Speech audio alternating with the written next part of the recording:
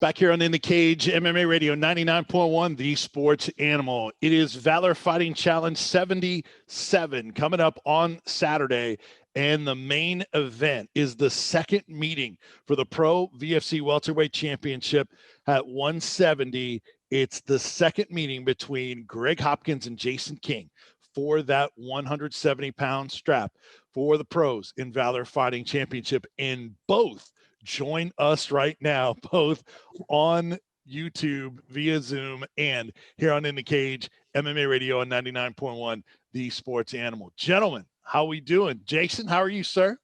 I'm doing well. Very blessed. I'm glad this show went off. With all the COVID and everything happening, I was worried there that it was going to get shut down. So we're here.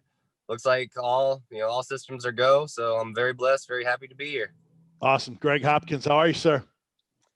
Doing great, man. Doing great. Same thing Jay said. I'm more than ready to get this fight started, but more than happy to get it over with. I know he'll agree with me, man. It's hard to train for the same guy for 5-6 months, man. I was about to say the same damn thing. Yeah. All right. So let's set this up for our listeners, for people that maybe don't have it. I know a lot of our listeners do know that follow and go to our Valor Fighting Challenge shows, and maybe we're even there or have heard about the first meeting between Hopkins and King. But for those of you that aren't familiar with how this main event, the second meeting, has come to be, the first one was back September 12th in Chattanooga for that 170-pound pro welterweight strap. A lot of mutual respect going in. Greg had mentioned beforehand that he looks for things to get mad about and take out on his opponent, but couldn't find anything he disliked about Jason. And then the fight got into the first round, and I think both of you guys had moments in that first round. And then the fight ended in the first round, that 5-round fight at 2:58 of the first round. Jason King was awarded the victory on what was ruled an illegal kick to a downed opponent, a kick to the face. Now, we'll tell them the backstory. We'll start there, Greg. And that's how, and afterwards, let me finish real quick. So it was obviously disputed. A lot of people were disappointed with that kind of ending. I know Greg, after the fight, got on the mic and apologized and said, look, didn't mean it. No one wanted to end like this. Sorry for you guys. Hopefully we'll do it again. Eric Turner, Jason's coach, got on the mic to the crowd and said, Jason doesn't want to win this way.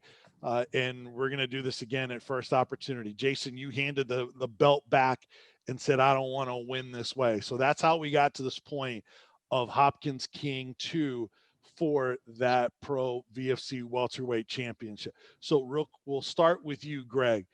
That ruling, going back and looking at it, talking about it, have you changed at all your feeling on the ruling, the official's decision of an illegal kick to a downed opponent? Or do you still feel like, hey, there wasn't the intent or wasn't vicious or anything like that? Where do you stand on that now, removed from it?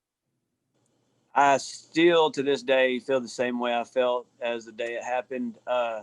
I push kicked Jason. It was an up kick. I push kicked him, and I was trying to push him off of me, and his face just happened to land right where my foot was. It was a complete accident. The referee afterwards, Justin Brown, said to me, he goes, I told him, I said, I know it. I didn't mean to do that. He goes, I know you didn't mean to. That was an accident. It happens. It happens. I went over to the corner, and I told Eric Turner, I was like, hey, I didn't mean it. I mean, as pissed off as Eric was, he did look at me, and he just said, I know it happens, but, you could still see he wasn't happy. But, no, I still think to this day that the thing that rocked him was the punch. And I still think to this day that Jason took that easy way out right there on that fight. I think that he realized that I was a little bit tougher than he expected. And for that reason, they probably needed to go back to the drawing board after that. And, I don't think that was a stupid decision or on his part, because he did exactly what he was supposed to do. Sorry, I was getting a phone call, but he did exactly what he was supposed to do. And there is a business side to this. Jason got a W out of that. And me and Jason have argued about this. And and kind of Jason's like, kind of put it down. He's like, look, man, if I was to make the decision and I made a decision, who wouldn't want the win? But at the end of the day, I still think it should be changed to no contest. I didn't appeal it. I want to have this fight. I want to prove that one wasn't a fluke, and I want to run it back, and I want the 100% Jason that I can get, and I want to prove that one was a fluke. That's what I want to do. Jason, a lot there. What's your response to that? I mean, most of it I agree with. I don't think it was intentional. And I talked about this a little bit on the Valor Hour. I have, my teammates, my supporters, some of them will come up to me and like, oh, that was totally intentional. He meant to do that. And it's like, I mean, they're doing it because that's, they're my supporters or my fans. They're going to agree with whatever the agreeable thing is. I don't think it was intentional. I think all that is true. I don't know why it was a win by disqualification versus a no contest. I literally don't know. That was the ref's decision, not mine.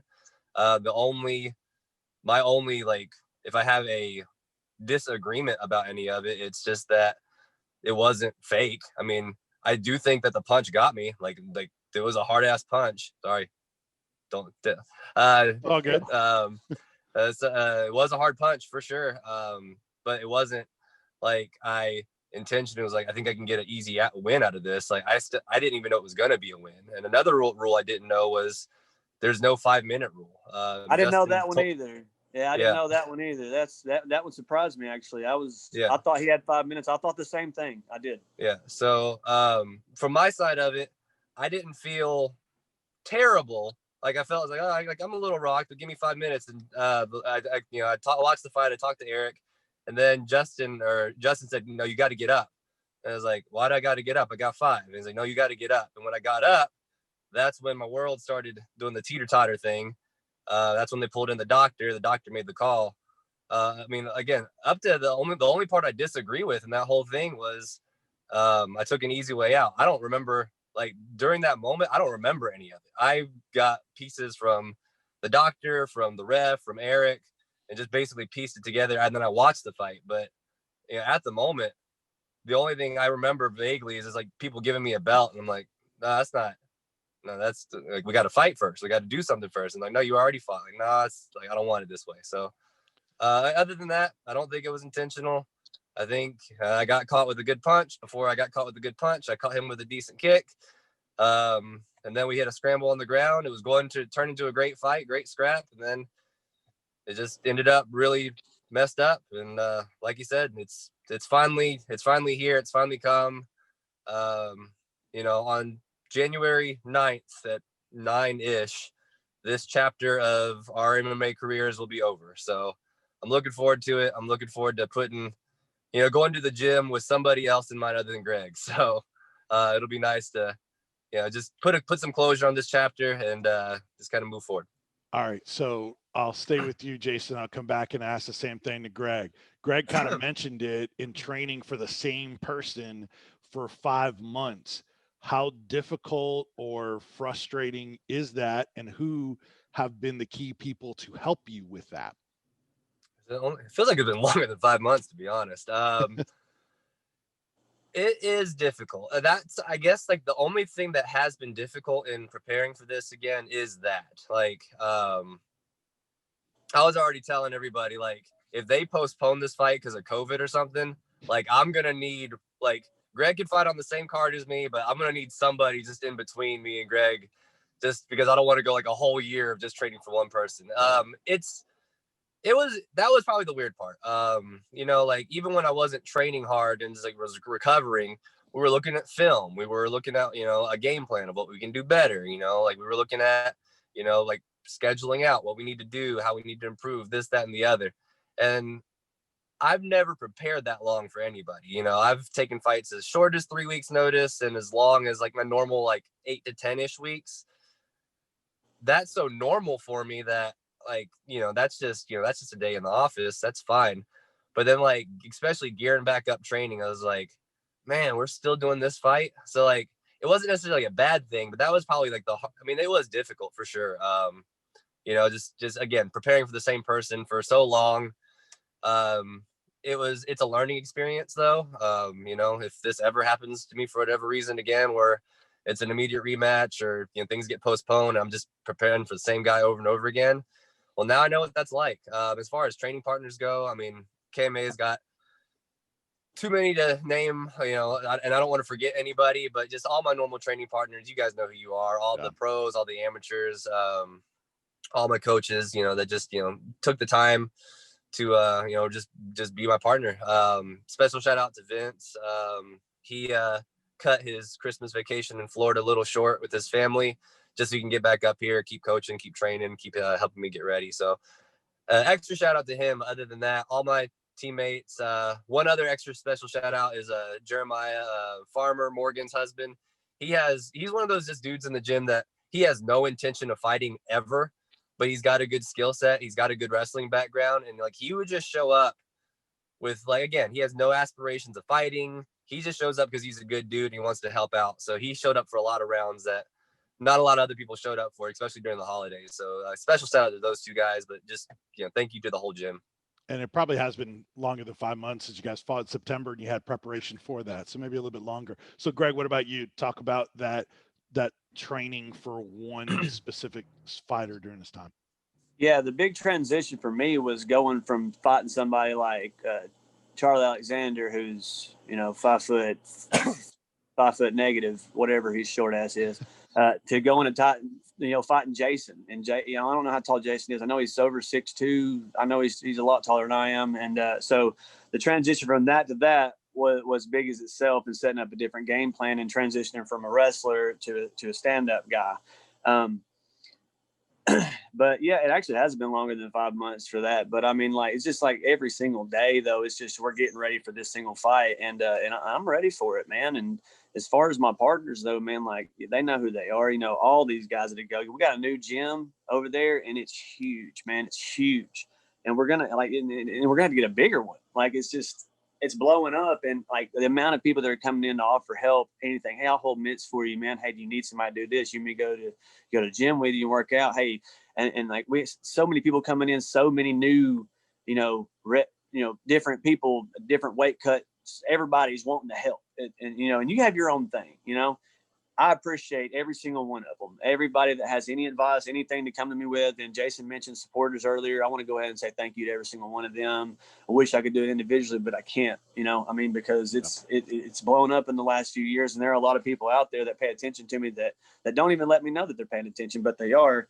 And being said that, I got to start setting the right example. And I'm trying to keep my cool a lot more here lately. It's kind of my thing for 2021, because 2020 was so bad.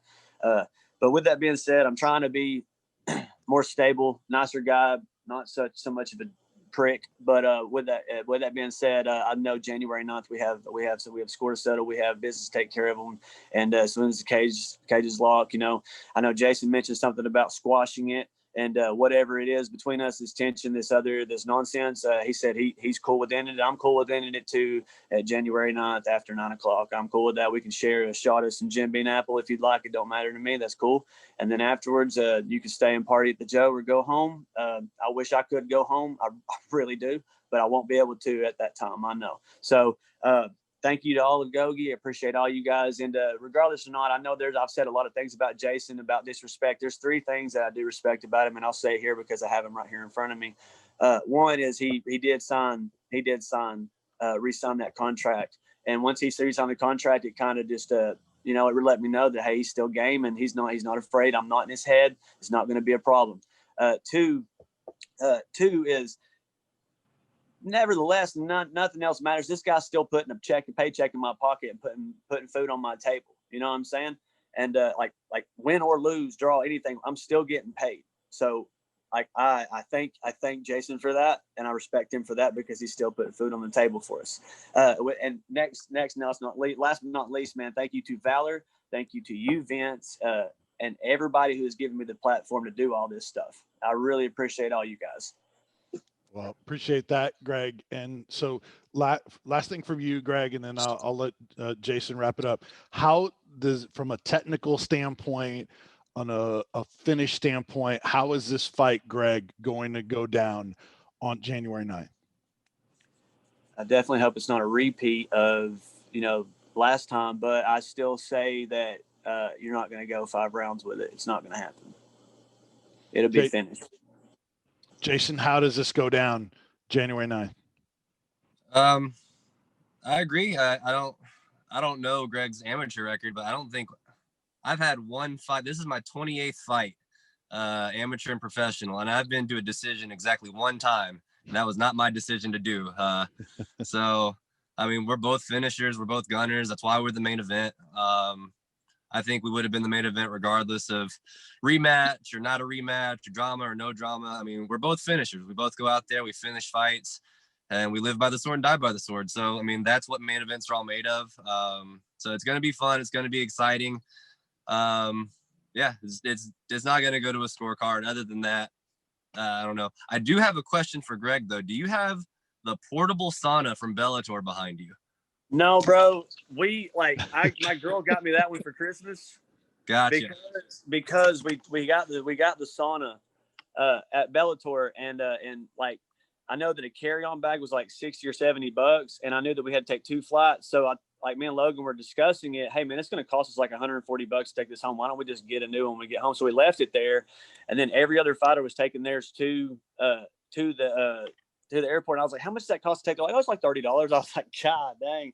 And then once my girl saw it, she's like, oh man, you need one of those. So like, that was my Christmas deal this year. It's awesome too. Those things are legit, man. Real deal, Holyfield. Love them. Nice. And by the way, for those wondering, because Greg was wondering, how tall are you, Jason? I am 6'3". I'm the worst Korean to ever walk the hills of Tennessee. So yeah, no, I'm 6'3". Hopefully I'm done growing. The Asian persuasion. That is Jason King. Greg Hopkins, normally one of my broadcast partners, but still an active fighter with Valor Fighting Challenge. They will be fighting in the main event Saturday at the Cotton Eye Joe. It's Valor Fighting Challenge, and you can get your tickets at fightertix.com or come out to the Cotton Eye Joe. There are limited seats available, but you don't want to miss King versus Hopkins 2. After what happened the first time, both guys nice enough to join us here on In the Cage MMA Radio today. 2 class acts. Guys, can't wait to see you on Saturday, cage side, and do your thing and perform at the highest level as great pros with bright futures ahead of you on Saturday. Thanks so much for the time, and appreciate you being on our radio show with us today. Thank you, guys. God bless, man. All right, that is Jason King, Greg Hopkins in the main event Saturday at the Cotton Eye Joe. We will recap what those guys had to say, and we will take a look at what it's like to matchmake in MMA. That's next on In the Cage MMA Radio 99.1, the Sports Animal.